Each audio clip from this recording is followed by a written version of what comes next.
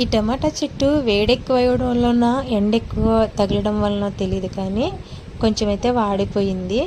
నాకేమనిపించిందంటే వేర్లు బయటకు వచ్చేయడం వల్ల మట్టి సరిపోలేదేమో అనుకుని మట్టి వేసి వాటర్ కూడా వేసాను. నెక్స్ట్ డేకి ఎలాగుంది అంటే నిజంగా చాలా బాగా ఉందన్నమాట. నెక్స్ట్ డే ఇలా మొత్తం అంతా కూడా ఫ్రెష్గా కనిపించింది నాకైతే. టమాటా చెట్టుకైతే ఒక స్టోరీ ఉందండి. ఈ టమాటా అయితే నేను వేయలేదు, దానికి అదే వచ్చిందనమాట. మనం కంపోస్ట్ చేస్తాం కదా, ఆ కంపోస్ట్ అందులో వేసిన తర్వాత దానికి అదే ఈ మొక్క అయితే వచ్చింది.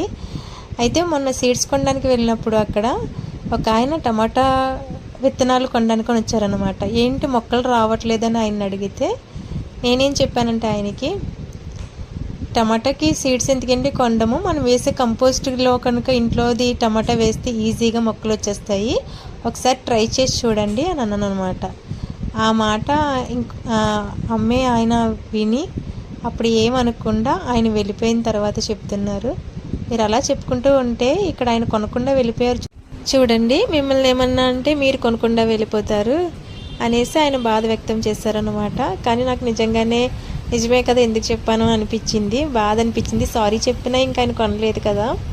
కానీ నేను ఇప్పుడు చూపించిన మొక్కలన్నీ కూడా నేనైతే ఏమీ వేయలేదండి. మొక్కలకి కంపోస్ట్ వేస్తాను కాబట్టి దాని నుంచే నాకు టమాటా మొక్కలు అయితే వచ్చాయి. ఇంకా కొన్ని పీకేసాను ఎందుకులే ఎక్కువ అని చెప్పేసి. ఇదండి టమాటా స్టోరీ. నచ్చితే లైక్